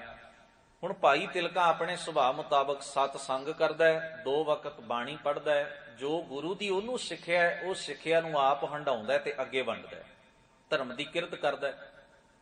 ਇੱਕ ਗ੍ਰਸਤੀ ਆਦਮੀ ਹੈ, ਜਿਉਂ-ਜਿਉਂ ਉਹਦੇ ਗੁਣਾਂ ਦੀ ਮਹਿਕ 4 ਸਵੇਰੇ ਫੈਲੀ, ਸਤ ਸੰਗੀ ਜੁੜਨੇ ਇਕੱਠੇ ਹੋ ਗਏ। ਜੋਗੀ ਨੂੰ ਖਤਰਾ ਮਹਿਸੂਸ ਹੋਇਆ। ਦੁਕਾਨਦਾਰ ਨੂੰ ਹਮੇਸ਼ਾ ਹੀ ਖਤਰਾ ਹੁੰਦਾ ਕਿ ਉਹਦੇ ਬਰਾਬਰ ਉਹੋ ਜੀ ਦੁਕਾਨ ਨਹੀਂ ਖੁੱਲਣੀ ਚਾਹੀਦੀ। ਉਹਨੂੰ ਖਤਰਾ ਮਹਿਸੂਸ ਹੋਇਆ ਵੀ ਭਾਈ ਤਿਲਕਾ ਮੇਰੇ ਸ਼ਰਧਾਲੂ ਤੋੜ ਦੇਵੇਗਾ। ਭਾਈ ਤਿਲਕਾ ਨਾ ਤਾਂ ਕਿਸੇ ਕੋਲੋਂ ਪੂਜਾ ਕਰਵਾ ਰਿਹਾ ਤੇ ਨਾ ਭਾਈ ਤਿਲਕੇ ਦਾ ਮਨੋਰਥ ਜਿਹੜਾ ਉਹ ਆਪਣਾ ਪਿਛਲੱਗ ਬਣਾਉਣਾ ਕਿਸੇ ਨੂੰ। ਖਿੱਚਦੇ ਪਤਾ ਕੌਣ ਲੋਕ ਨੇ, ਗੌਰ ਕਰਿਓ, ਜਿਨ੍ਹਾਂ ਦੀ ਆਪਣੀ ਪੂਜਾ ਪ੍ਰਤਿਸ਼ਠਾ 'ਚ ਭਾਰੀ ਫਰਕ ਪੈ ਜਾਂਦਾ ਹੈ ਉਹ ਖਿੱਚ ਜਾਂਦੇ ਨੇ, ਨਹੀਂ ਤੇ ਸੱਚੀ ਗੱਲ ਤੋਂ ਕੋਈ ਨਹੀਂ ਖਿੱਚਦਾ। ਸੱਚੀ ਗੱਲ ਕਿਸੇ ਦਾ ਨੁਕਸਾਨ ਨਹੀਂ ਕਰਦੀ, ਉਹਦਾ ਕਰਦੀ ਏ ਜਿਨ੍ਹਾਂ ਲੋਕਾਂ ਨੇ ਸੱਚ ਦੇ ਨਾਂ ਤੇ ਪੂਜਾ ਬਟੋਰਨੀ ਹੋਵੇ, ਜਿਨ੍ਹਾਂ ਨੇ ਸੱਚ ਦੇ ਨਾਂ ਤੇ ਆਪਣੀ ਪੂਜਾ ਕਰਵਾਉਣੀ ਹੋਵੇ, ਆਪ ਖੁਦਾ ਬਣਨਾ ਹੋਵੇ, ਉਹਨਾਂ ਨੂੰ ਤਕਲੀਫ ਹੁੰਦੀ। ਨਹੀਂ ਤੇ ਗੱਲ ਵੀ ਕਿਸੇ ਦਾ ਨੁਕਸਾਨ ਕਰਦੀ ਹੈ, ਗੱਲ ਕਿਸੇ ਦਾ ਨੁਕਸਾਨ ਨਹੀਂ, ਸੱਚ ਕਿਸੇ ਦਾ ਨੁਕਸਾਨ ਨਹੀਂ ਕਰਦਾ। ਪਰ ਹਾਂ, ਜਿੱਥੇ ਝੂਠ ਦਾ ਪਰਛਾਵਾਂ ਪੈ ਗਿਆ ਮਨ ਉੱਤੇ, ਉੱਥੇ ਸੱਚੀ ਤੇ ਖਰੀ ਗੱਲ ਕਿਵੇਂ ਚੰਗੀ ਲੱਗੇਗੀ। ਭਾਈ ਤਿਲਕੇ ਦਾ ਧਰਮ, ਸੱਚ ਦਾ, ਬਾਣੀ ਦਾ ਪ੍ਰਚਾਰ ਜੋਗੀ ਨੂੰ ਤਕਲੀਫ ਦਿੰਦਾ। ਭਾਈ ਤਿਲਕੇ ਦਾ ਉਹਦੇ ਨਾਲ ਕੋਈ ਜ਼ਾਤੀ ਵੈਰ ਨਹੀਂ, ਉਹ ਤਾਂ ਬਾਣੀ ਦਾ ਪ੍ਰਚਾਰ ਕਰਦਾ, ਧਰਮ ਦੀ ਕਿਰਤ ਕਰਦਾ। ਸਤ ਸੰਗੀ ਆਉਂਦੇ ਨੇ, ਬਾਣੀ ਦੀ ਗੱਲ ਹੁੰਦੀ ਏ, ਰੱਬ ਦੀ ਉਸਤਤ ਹੁੰਦੀ ਏ, ਜੋ ਸਤ ਸੰਗਤ ਦਾ ਅਸੂਲ ਹੈ, ਗੁਰਮਤ ਤੇ ਮਨਮਤ ਦਾ ਨਿਖੇੜ ਸਮਝਿਆ ਜਾਂਦਾ। ਪਰ ਜੋਗੀ ਨੂੰ ਤਕਲੀਫ ਹੈ। ਹੁਣ ਐਸੇ ਲੋਕਾਂ ਕੋਲ ਬੜੀਆਂ ਸਟੰਟਬਾਜ਼ੀਆਂ ਹੁੰਦੀਆਂ ਨੇ, ਪ੍ਰਾਪੇ ਗੰਡਾ ਹੁੰਦਾ ਹੈ, ਉਹਨੂੰ ਫੈਲਾ ਦਿੱਤਾ ਆਲੇ ਦੁਆਲੇ ਆਪਣੇ ਅੰਧ ਸ਼ਰਧਾਲੂਆਂ ਦੇ ਵਿੱਚ, ਸਾਰੇ ਇਲਾਕੇ ਦੇ ਵਿੱਚ, ਵੀ ਜੋਗੀ ਨੂੰ ਰਾਤ ਸ਼ਿਵ ਦੇ ਦਰਸ਼ਨ ਹੋਏ ਨੇ ਤੇ ਸ਼ਿਵ ਨੇ ਵਰ ਦਿੱਤਾ ਹੈ ਵੀ ਜਿਹੜਾ ਇਸ ਜੋਗੀ ਦੇ ਦਰਸ਼ਨ ਕਰ ਲਏਗਾ ਉਹਨੂੰ ਸਵਰਗ ਵਿੱਚ ਥਾਂ ਮਿਲੇਗੀ। ਜਿਹੜਾ ਇਸ ਜੋਗੀ ਦੇ ਦਰਸ਼ਨ ਕਰੇ ਉਹ ਸਵਰਗ ਜਾਏਗਾ। ਹੁਣ ਸਵਰਗ ਫਰੀ 'ਚ ਕਿਹਨੂੰ ਨਹੀਂ ਚਾਹੀਦਾ? ਬਹੁਤੀ ਦੁਨੀਆ ਸਵਰਗਾਂ ਦੇ ਲਾਰਿਆਂ ਵਿੱਚ ਹੀ ਤੁਰੀ ਫਿਰਦੀ ਹੈ ਨਾ। ਧਰਮ ਜੀਵਨ ਵਿੱਚ ਨਹੀਂ ਹੈ, ਪਰ ਵੱਧਾ ਰੁੱਧੀ ਧਰਮ ਕਮਾਇਆ ਜਾ ਰਿਹਾ ਹੈ। ਵੀ ਕਿਉਂ ਕਰ ਰਹੇ ਹੋ ਜੀ? ਕਹਿੰਦੇ ਜੀ ਸਵਰਗ ਚਾਹੀਦਾ ਹੈ, ਅੱਗਾ ਸਵਰ ਜਾਏ। ਇੱਥੇ ਭਾਵੇਂ ਸਭ ਵਿਗੜਿਆ ਰਵੇ, ਕੋਈ ਚਿੰਤਾ ਨਹੀਂ ਕਰਦਾ, ਅੱਗਾ ਸਵਰ ਜਾਏ। ਇਸ ਵਾਸਤੇ ਬਹੁਤੀ ਦੁਨੀਆ ਦਾਨ ਦਿੰਦੀ ਹੈ, ਪੁੰਨ ਕਰਦੀ ਹੈ, ਤੀਰਥਾਂ ਤੇ ਜਾਂਦੀ, ਚੁੱਭੇ ਲਾਉਂਦੀ, ਜਪ ਤਪ ਕਰਦੀ, ਬੜਾ ਕੁਝ ਕਰ ਰਹੀ ਹੈ ਦੁਨੀਆ, ਵੀ ਅੱਗਾ ਸਵਰ ਜਾਏ, ਬਸ ਇੱਥੋਂ ਦੀ ਚਿੰਤਾ ਕੋਈ ਨਹੀਂ। ਇੱਥੇ ਭਾਵੇਂ ਨਰਕ ਹੀ ਬਣਿਆ ਰਹੇ, ਸਦੀਆਂ ਤੱਕ ਬਣਿਆ ਰਹਿਣ ਦਿਓ, ਆਪਣਾ ਅੱਗਾ ਸਵਰਨਾ ਚਾਹੀਦਾ। ਤੋ ਇਹ ਭੁਲੇਖੇ ਪੁਜਾਰੀ ਨੇ ਸਾਡੇ ਦਿਮਾਗ ਵਿੱਚ ਪਾਏ। ਸਾਰਾ ਜੀਵਨ ਅਸੀਂ ਰੋਂਦਿਆਂ ਕੱਢਦੇ ਹਾਂ ਤੇ ਅੱਗਾ ਸਵਾਰਨ ਦੀ ਚਿੰਤਾ ਰੱਖਦੇ ਹਾਂ। ਇੱਥੇ ਆਪ ਵੀ ਦੁਖੀ ਹਾਂ, ਬਾਕੀਆਂ ਨੂੰ ਵੀ ਦੁਖੀ ਕਰਦੇ ਹਾਂ। ਪਰ ਧਿਆਨ ਤਾਂ ਇਸ ਲੋਕ ਵੱਲ ਹੋਵੇ ਤੇ ਲੋਕ ਸਵਰੇ ਨਾ। ਬਹੁ ਗਿਣਤੀ ਦਾ ਤੇ ਧਿਆਨ ਹੀ ਹੋਰ ਪਾਸੇ ਹੈ। ਜਿਹੜੀ ਚੀਜ਼ ਵੱਲ ਧਿਆਨ ਹੀ ਨਹੀਂ ਜਾਂਦਾ ਉਹ ਵਿਗੜੇਗੀ। ਜਿਸ ਚੀਜ਼ ਵੱਲ ਧਿਆਨ ਹੈ, ਜਿਸ ਬਾਬਤ ਬੰਦਾ ਜਾਣਦਾ ਹੀ ਕੱਖ ਨਹੀਂ। ਇਸ ਕਰਕੇ ਪਰਲੋਕ ਤੇ ਸਭ ਤੋਂ ਵੱਧ ਗ੍ਰੰਥ ਲਿਖੇ ਗਏ ਦੁਨੀਆ 'ਚ। ਪਰਲੋਕ ਉੱਤੇ ਪੁਜਾਰੀਆਂ ਦਾ ਜ਼ੋਰ ਹੈ ਤੇ ਪਰਲੋਕ ਉੱਤੇ ਨਰਕਾਂ ਦੇ ਕਿੱਸੇ ਸੁਣਾ ਲਓ, ਸਵਰਗਾਂ ਦੀਆਂ ਬੜੀਆਂ ਸੋਹਣੀਆਂ ਕਹਾਣੀਆਂ ਫਿਲਮੀ ਬਣਾ ਕੇ ਦੱਸ ਦਿਓ। ਲੋਕ ਸੁਪਨਿਆਂ ਦੀ ਦੁਨੀਆ 'ਚ ਗਵਾਚ ਜਾਂਦੇ ਨੇ, ਔਰ ਇਹੋ ਜਿਹੇ ਸੁਪਨੇ ਵਿਖਾਏ ਜਾਂਦੇ ਨੇ ਲੋਕਾਂ ਨੂੰ ਵੀ ਲੋਕ ਆਪਣਾ ਸਭ ਕੁਝ ਲੁਟਾਉਣ ਲਈ ਤਿਆਰ ਨੇ, ਬਸ਼ਰਤੇ ਵੀ ਤੁਹਾਡੀ ਕਹਾਣੀ 'ਚ ਦਮ ਕਿੰਨਾ ਕੁ ਹੈ। ਤੁਸੀਂ ਕਿੰਨੀ ਕੁ ਵਧੀਆ ਕਹਾਣੀ ਸੁਣਾ ਸਕਦੇ ਹੋ। ਜਿਹਦੀ ਕਹਾਣੀ ਵਧੀਆ ਲੱਗੇ ਉੱਥੇ ਜ਼ਿਆਦਾ ਸ਼ਰਧਾਲੂ ਪਹੁੰਚ ਜਾਣਗੇ, ਫਰਕ ਇਹ ਨਹੀਂ ਹੈ। ਪਰ ਲਾਲਚ ਦੇਣਾ ਪੈਂਦਾ ਹੈ ਜਾਂ ਡਰਾਵਾ ਦੇਣਾ ਪੈਂਦਾ ਹੈ ਸਿੱਧੇ ਪੱਧਰੀ ਤਾਂ ਦੁਨੀਆ ਮੰਨਦੀ ਨਹੀਂ, ਇਹ ਮੁਸ਼ਕਲ ਹੈ। ਗੁਰੂ ਮਹਾਰਾਜ ਧੰਨ ਗੁਰੂ ਨਾਨਕ ਸਾਹਿਬ ਜੀ ਦਾ ਦਰ ਬੜਾ ਮਿਹਰਬਾਨ ਹੈ। ਉਹ ਨਾ ਡਰ ਵਿੱਚ ਫਸਾਉਂਦਾ ਹੈ ਮਨੁੱਖ ਨੂੰ, ਨਾ ਲਾਲਚ ਵਿੱਚ ਫਸਾਉਂਦਾ ਹੈ। ਗੁਰੂ ਮਹਾਰਾਜ ਕਹਿੰਦੇ ਨੇ ਵੀ ਰੱਬ ਦਾ ਜੋ ਬਣਾਇਆ ਹੋਇਆ ਬੰਦਾ ਹੈ, ਉਹਨੂੰ ਅਕਾਲ ਪੁਰਖ ਵਾਹਿਗੁਰੂ ਨੇ ਇੰਨੀ ਸੋਝੀ ਦਿੱਤੀ ਏ ਵੀ ਉਹ ਸੱਚ ਤੇ ਝੂਠ ਦੀ ਪਰਖ ਕਰੇ ਤੇ ਝੂਠ ਦਾ ਤਿਆਗ ਕਰਕੇ ਸਚਿਆਰਾ ਜੀਵਨ ਜੇ ਲਾਲਚ ਵਿੱਚ ਧਰਮ ਕਮਾਇਆ ਤੇ ਕੀ ਕਮਾਇਆ, ਡਰ ਕੇ ਧਰਮ ਕਮਾਇਆ ਤੇ ਕੀ ਕਮਾਇਆ, ਉਹ ਤੇ ਗੁਲਾਮੀ ਹੋ ਗਈ ਨਾ। ਜਾਂ ਤਾਂ ਤੁਸੀਂ ਲਾਲਚ ਦੇ ਗੁਲਾਮ ਬਣਾ ਲਓ ਜਾਂ ਡਰ ਦੇ ਗੁਲਾਮ ਬਣਾ ਲਓ। ਖੈਰ, ਹੁਣ ਜਿਤਨੇ ਵੀ ਸਨ ਆਲੇ ਦੁਆਲੇ ਅੰਧ ਸ਼ਰਧਾਲੂ, ਸਮਾਜ ਵਿੱਚ ਹਮੇਸ਼ਾ ਹੀ ਬਹੁ ਗਿਣਤੀ ਉਹਨਾਂ ਦੀ ਹੈ ਜਿਹੜੇ ਅੱਖਾਂ ਤੇ ਪੱਟੀ ਬੰਨ੍ਹ ਕੇ ਰੱਖਣ ਨੂੰ ਪਸੰਦ ਕਰਦੇ ਨੇ। ਜਦੋਂ ਕੋਈ ਕੋਸ਼ਿਸ਼ ਕਰੇ ਅੱਖਾਂ ਤੋਂ ਪੱਟੀ ਲਾਉਣ ਦੀ, ਉਹਨਾਂ ਨੂੰ ਤਕਲੀਫ ਹੁੰਦੀ, ਕਿਉਂਕਿ ਹਨੇਰੇ 'ਚ ਰਹਿਣਾ ਸਿੱਖ ਗਏ ਨੇ। ਹਨੇਰਾ ਉਹਨਾਂ ਦੀ ਸੁਰਤ ਉੱਤੇ ਅਸਰ ਪਾ ਗਿਆ, ਉਹਨਾਂ ਦੇ ਜੀਵਨ ਤੇ ਅਸਰ ਪਾ ਗਿਆ। ਉਹਨਾਂ ਨੂੰ ਚਾਨਣ ਉੱਲੂ ਵਾਂਗ ਚੰਗਾ ਨਹੀਂ ਲੱਗਦਾ। ਤੋ ਐਸੇ ਹੀ ਲੋਕ ਹੁੰਦੇ ਨੇ ਜਿਹੜੇ ਮਹਾਨ ਲੋਕਾਂ ਨੂੰ ਤਤੀਆਂ ਤਵੀਆਂ ਤੇ ਬਿਠਾ ਕੇ, ਜਿਹੜੇ ਬੰਦ ਕੱਟ ਕੇ ਆਰਿਆਂ ਨਾਲ ਚੀਰ ਕੇ ਉਹਨਾਂ ਦੀ ਹੋਂਦ ਖਤਮ ਕਰਨ ਦੀ ਕੋਸ਼ਿਸ਼ ਕਰਦੇ ਨੇ। ਹੋਰ ਕੋਈ ਬਾਹਰੋਂ ਨਹੀਂ ਆਉਂਦਾ ਇਸ ਦੁਨੀਆ ਤੋਂ। ਇਸ ਦੁਨੀਆ ਦੇ ਸਮਾਜ ਦੇ ਲੋਕ ਹੀ ਨੇ ਜਿਹੜੇ ਐਸੇ ਮਹਾਨ ਪੁਰਖਾਂ ਨਾਲ ਇਹੋ ਜਿਹਾ ਵਿਹਾਰ ਕਰਦੇ ਨੇ। ਬੰਦੇ ਹੀ ਨੇ ਉਹ ਵੀ, ਪਰ ਉਹਨਾਂ ਨੂੰ ਹਨੇਰਾ ਪਸੰਦ ਹੈ। ਉਹ ਕਿਸੇ ਨੇ ਚਾਨਣ ਕਰਨ ਦੀ ਕੋਸ਼ਿਸ਼ ਕੀਤੀ, ਉਹਨਾਂ ਸੋਚਿਆ ਤੈਨੂੰ ਚਾਨਣ ਕਰਨ ਦੀ ਕਿਨ ਕਿਹਾ, ਤੇਰੇ ਅਸੀਂ ਹੱਥ ਵੱਢ ਦਿਆਂਗੇ ਜੇ ਤੂੰ ਰੋਸ਼ਨੀ ਦੇਣ ਦੀ ਕੋਸ਼ਿਸ਼ ਕੀਤੀ ਤਾਂ। ਸਦੀਆਂ ਤੋਂ ਲੋਕ ਹਨੇਰੇ 'ਚ ਜੀ ਰਹੇ ਨੇ, ਤੈਨੂੰ ਕੀ ਤਕਲੀਫ ਹੈ? ਇਹ ਪ੍ਰੋਬਲਮ ਹੈ, ਟਕਰਾਅ ਇਹ ਹੈ। ਉਹਨੇ ਜਦੋਂ ਆਲੇ ਦੁਆਲੇ ਇਹ ਗੱਲ ਫੈਲਾਈ ਤਾਂ ਕਿਤਨੇ ਹੀ ਲੋਕ ਉਹਦੇ ਦਰ ਤੇ ਹੋਣ। ਉਹਦਾ ਅਸਲ ਮਕਸਦ ਤੇ ਤਾਂ ਹੱਲ ਹੁੰਦਾ ਸੀ ਵੀ ਜੇ ਉਹ ਸਿੱਖਾਂ ਨੂੰ ਆਪਣੇ ਵੱਲ ਮੋੜ ਲਵੇ। ਪਰ ਸਿੱਖ ਸਤ ਸੰਗੀ ਤਾਂ ਮੁੜਦੇ ਨੇ ਜੇ ਭਾਈ ਤਿਲਕਾ ਮੁੜ ਪਵੇ। ਪਰ ਜਿਹਦੇ ਵਾਸਤੇ ਉਹਨੇ ਸਾਰਾ ਪ੍ਰਾਪੇਗੰਡਾ ਕੀਤਾ ਹੈ, ਉਹ ਤੇ ਆਇਆ ਹੀ ਨਹੀਂ। ਸੋਚਿਆ ਚਲੋ ਪਹਿਲ ਕਰਦੇ ਆਂ। ਪ੍ਰਾਪੇਗੰਡੇ ਦੇ ਨਾਲ ਇੱਕ ਹੋਰ ਸਾਜ਼ਿਸ਼ ਰਚ ਲਈ, ਪ੍ਰਾਪੇਗੰਡਾ ਕਰ ਲਿਆ ਵੀ ਉਹ ਨਹੀਂ ਆਇਆ। ਆਪਣੇ ਸ਼ਰਧਾਲੂਆਂ ਨੂੰ ਕਹਿਣ ਲੱਗਿਆ ਬੜਾ ਆਕੜ ਖਾਨ ਹੈ, ਮੈयों ਹੀ ਚਲਿਆ ਜਾਂਦਾ, ਮੈਂ ਤਾਂ ਭਲਾ ਕਰਨ ਆਇਆ ਸੰਸਾਰ ਉੱਤੇ, ਮੈਂ ਭਲਾ ਕਰਨ ਆਇਆ। ਆਪ ਉਹਦੇ ਦਰਵਾਜ਼ੇ ਤੇ ਚਲਾ ਗਿਆ, ਦਰਵਾਜ਼ਾ ਬੰਦ ਹੈ। ਅੰਦਰੋਂ ਆਵਾਜ਼ ਦਿੱਤੀ, ਭਾਈ ਤਿਲਕੇ ਨੇ, ਕੌਣ ਹੈ? ਕਹਿਣ ਲੱਗਿਆ ਮੈਂ ਜੋਗੀ ਹਾਂ ਤੇਰੇ ਇਲਾਕੇ ਦਾ, ਸਾਰਾ ਇਲਾਕਾ ਦਰਸ਼ਨ ਕਰਨ ਆਇਆ, ਤੂੰ ਤੇ ਤੇਰੇ ਸਤ ਸੰਗੀ ਦਰਸ਼ਨ ਕਰਨ ਨਹੀਂ ਆਏ। ਮੈਂ ਸੋਚਿਆ ਮੈਂ ਤਾਂ ਭਲਾ ਕਰਨ ਵਾਸਤੇ ਇਸ ਧਰਤੀ ਤੇ ਆਇਆ, ਜੇ ਮੇਰਾ ਮੁਖ ਵੇਖਣ ਨਾਲ ਕਿਸੇ ਨੂੰ ਸਵਰਗ ਮਿਲਦਾ ਮੇਰਾ ਕੀ ਜਾਂਦਾ? ਤੂੰ ਦਰਵਾਜ਼ਾ ਖੋਲ ਤੇ ਮੇਰਾ ਮੂੰਹ ਵੇਖ ਲੈ, ਦਰਸ਼ਨ ਕਰ ਲੈ। ਭਾਈ ਤਿਲਕੇ ਨੇ ਅੰਦਰੋਂ ਆਵਾਜ਼ ਦਿੱਤੀ, ਜੋਗੀ ਜੀ, ਕੋਈ ਵੀ ਗੁਰੂ ਨਾਨਕ ਦੇ ਸਿੱਖ ਦੇ ਦਰ ਤੇ ਆ ਜਾਏ, ਗੁਰੂ ਨਾਨਕ ਦਾ ਸਿੱਖ ਕਦੇ ਕਿਸੇ ਨੂੰ ਪਿੱਠ ਨਹੀਂ ਦਿੰਦਾ, ਝੂਠ ਨਹੀਂ ਬੋਲਦਾ। ਪਰ ਇੱਕ ਗੱਲ ਹੈ, ਤੁਸੀਂ ਆਏ ਹੋ ਸਿੱਖ ਦੇ ਈਮਾਨ ਦਾ ਸੌਦਾ ਕਰਨ ਵਾਸਤੇ, ਸਿੱਖ ਦੇ ਵਿਸ਼ਵਾਸ ਦਾ ਸੌਦਾ ਕਰਨ ਵਾਸਤੇ, ਮੇਰੇ ਅੰਦਰ ਲਾਲਚ ਦੀਆਂ ਬੋਟੀਆਂ ਸੁੱਟਣ ਵਾਸਤੇ। ਤੇ ਮੇਰਾ ਗੁਰੂ ਐਸੇ ਲੱਭ ਨੂੰ ਕੁੱਤਿਆਂ ਸਮਾਨ ਤੁਲਨਾ ਦਿੰਦਾ। ਲੱਭ ਕੁੱਤਾ ਵੀ ਚਸਕਾ ਜਿਹੜਾ, ਲੋਭ ਜਿਹੜਾ ਹੈ ਤਾਂ ਕੂਕਰ ਵਾਂਗ ਹੈ। ਜਿਉਂ ਕੂਕਰ ਹਰਕਾਇਆ ਧਾਵੈ ਦਹਿ ਦਿਸ਼ ਜਾਏ, ਲੋਭੀ ਜੰਤ ਨਾ ਜਾਣਈ ਭਖ ਅਭਖ ਸਭ ਖਾਏ। ਤੁਸੀਂ ਜਿਸ ਅਗੇ ਲਾਲਚ ਦੀਆਂ ਬੋਟੀਆਂ ਪਾਉਣ ਆਏ ਹੋ ਨਾ, ਉਹ ਤਾਂ ਲੋਭ ਦਾ ਲੱਭ ਦਾ ਕੁੱਤਾ ਗੁਰੂ ਨੇ ਕਦੋਂ ਅੰਦਰੋਂ ਦਾ ਕੱਢ ਦਿੱਤਾ ਹੈ, ਕਦੋਂ ਦਾ ਅੰਦਰੋਂ ਖਤਮ ਕਰ ਦਿੱਤਾ ਹੈ। ਇਹੀ ਤੇ ਮੇਰੇ ਗੁਰੂ ਦੀ ਵਡਿਆਈ ਹੈ। ਬਾਕੀ ਮੈਨੂੰ ਸਵਰਗ ਚਾਹੀਦਾ ਹੀ ਨਹੀਂ, ਜਿਨ੍ਹਾਂ ਨੂੰ ਚਾਹੀਦੇ ਸਨ ਉਹ ਆ ਗਏ ਨੇ ਤੁਹਾਡੇ ਕੋਲ, ਮੈਨੂੰ ਚਾਹੀਦਾ ਹੀ ਨਹੀਂ, ਲੋੜ ਹੀ ਕੋਈ ਨਹੀਂ। ਕਹਿਣ ਲੱਗਿਆ ਤੇਰਾ ਜਾਂਦਾ ਕੀ ਇਹਦੇ 'ਚ?